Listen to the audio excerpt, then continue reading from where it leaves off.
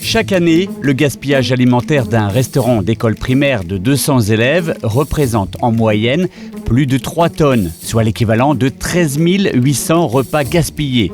Face à ce constat, les structures se mobilisent. C'est le cas à Bouvron, au sein du restaurant scolaire de l'école Félix Leclerc, qui s'est engagé dans cette démarche depuis 2004. Donc, c'est une association de parents d'élèves et depuis le début, les parents ont lancé une démarche pour faire un restaurant bio. La démarche est aussi de leur faire découvrir les aliments à travers des ateliers avec le cuisinier, avec Joël, que tous les enfants connaissent, l'appellent par son prénom, et également avec des rencontres avec les producteurs. Alors tous les produits sont locaux.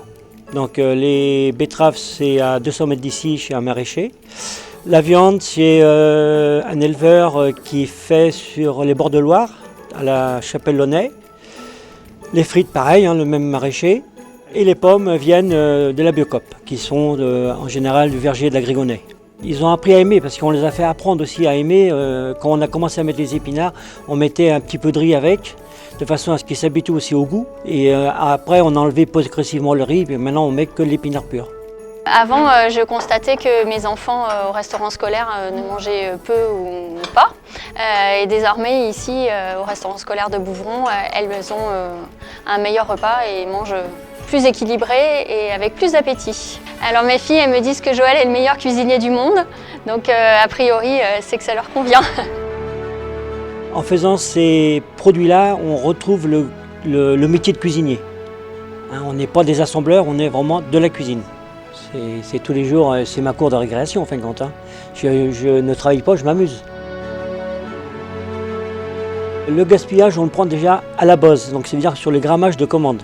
Donc là, on voit à peu près ce qu'un enfant, un petit et un grand peuvent manger, et on fait les grammages, on fait les commandes, je fais les commandes, et après on donne dans les plats ce que les enfants peuvent manger.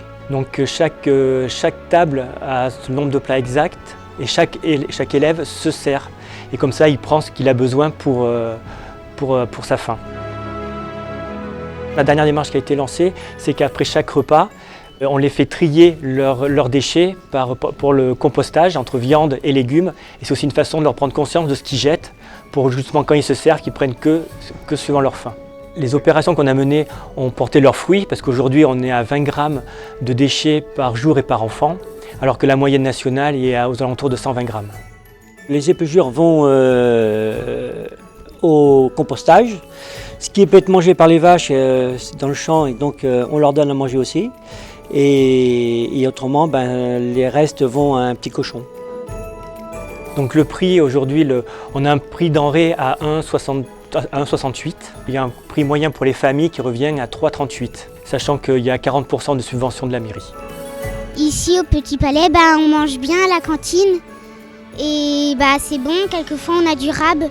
On demande ce qu'on veut, mais faut pas en demander trop parce que comme ça, faut manger ce qu'on a besoin et faut pas dire après « Ah j'en veux plus ». En 2017, le Pays de Blain et le syndicat mixte Centre-Nord Atlantique ont mis en place des formations et un accompagnement pour lutter contre le gaspillage alimentaire. Les restaurants scolaires du Gavre et Anatole France à Blain ont ainsi participé à la démarche pour évaluer le gaspillage et trouver des solutions adaptées. Nous, on agit pour une alimentation saine et durable. Et vous ?